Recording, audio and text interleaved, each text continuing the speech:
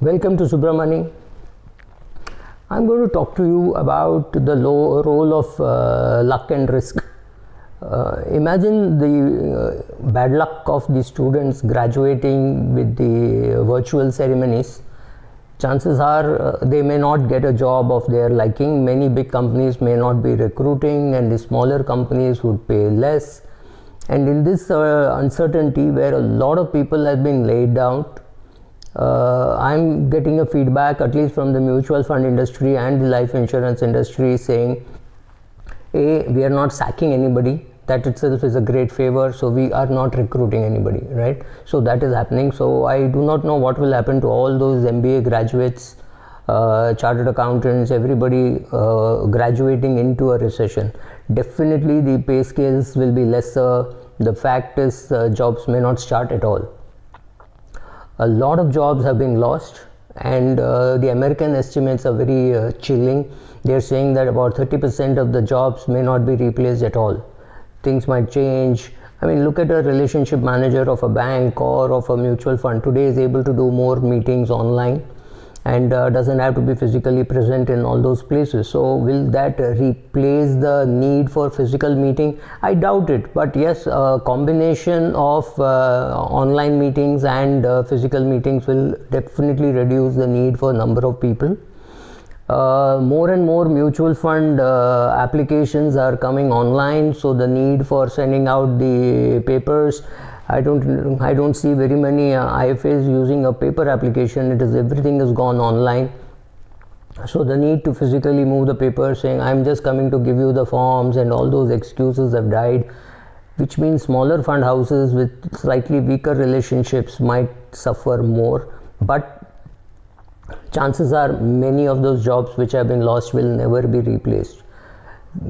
Coming into this also is a time when a lot of people with more experience will be vying for the same jobs which a fresher wants today. A fresher may be willing to join at 5-6 lakhs as a fresh graduate, but somebody who has lost a 12 lakh rupee job may be willing to come at 8-9 lakhs. And that will mean that the fresher has to compete with somebody who's got 7-8 years experience and has contacts in the field, knowledge of the field, does not have to be trained. So there is a huge disadvantage for these boys and girls who are graduating now. So what should they do? One is accept the fact that a bad start will mean it will take 5 to 7 years to correct. It does not correct overnight. Yes, if the other field opens up which is faster growing, like for example, if you are an MBA in marketing and you've ended up in a bank, and you think that the bank growth is not fast, you may shift to a pharma company or some other field which is growing faster, maybe AI, maybe IT. I do expect IT to do well, especially internationally. Whether it does well in India, we don't know. Health sector is likely to do well. More and more hospitals might require marketing communication. So some of those other sectors might open up. Pharma might open up bigger than the financial services. So look at where you can make your career. Understand and accept that yes, the markets you are going to be in for tough times. If it's a field which you like, maybe you go there and work at half the salary, quarter salary, whatever it is, as long as you get enough money to feed yourself, stay in a place. I mean, if you can pay the rent and for your food, that's great. Don't worry too much about CTC and things like that. In 6-8 months, things will improve, things will look up. That is the time when you start looking for a job elsewhere, or you learn the job so well that people start paying you better. So do some of those things. Yes, there will be competition. There will be a feeling that everything is lost, but I don't think everything is lost. There is enough to prove that in 2008, 2009, the people who graduated did badly till about 2011, and then it kicks off and you get into the mainstream.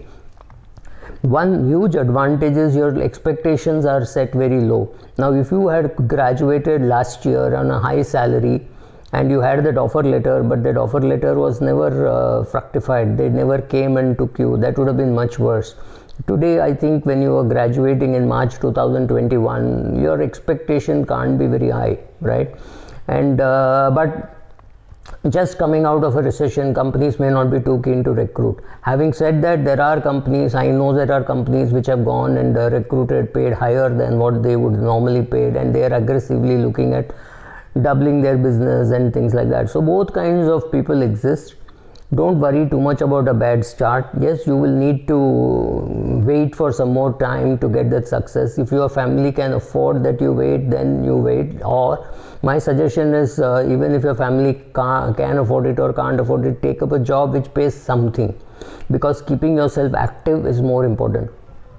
Also, many of the older people I know, people who are 50 plus, say, wow, this is great, etc. However, please understand, work from home and all that is not great for new beginners, because you still have to build your networks.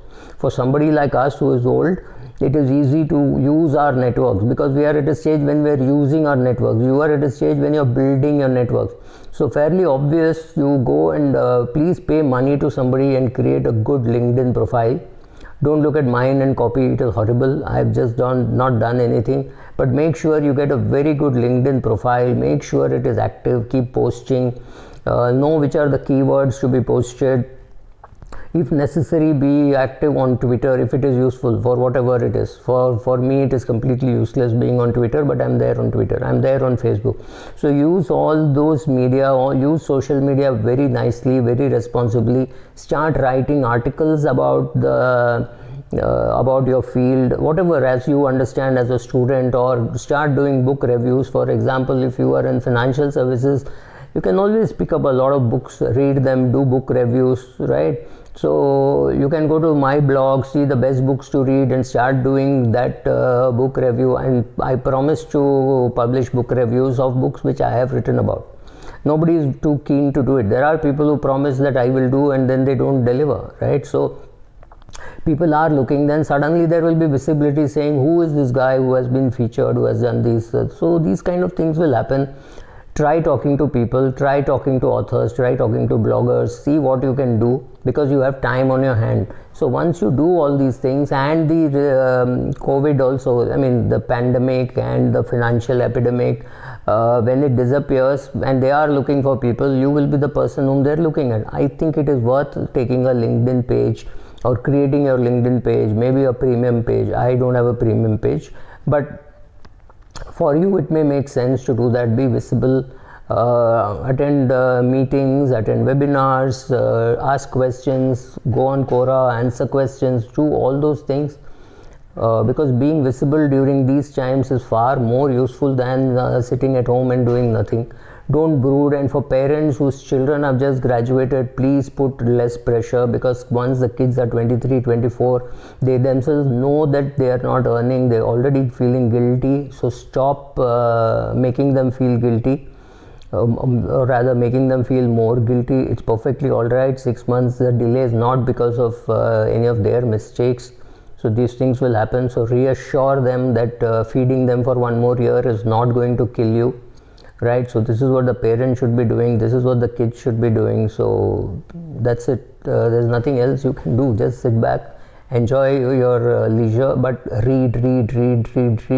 That's, and be visible by writing book reviews or blog reviews or whatever, and attract some attention. Once there is recruitment to be done, they will look at you. Thank you.